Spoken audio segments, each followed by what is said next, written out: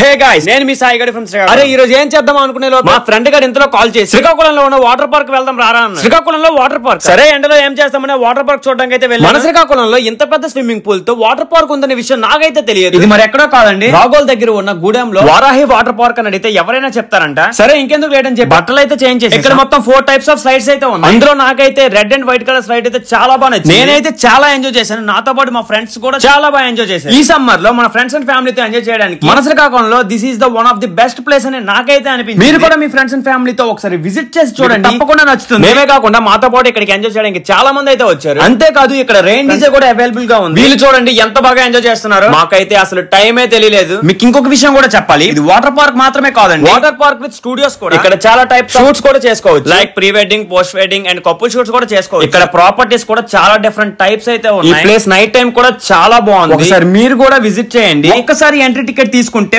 Full day enjoy చేయొచ్చు, unlimited time అన్నమాట. వెంటనే వెళ్ళి ఎంజాయ్ చేయండి Varahi water park and studios.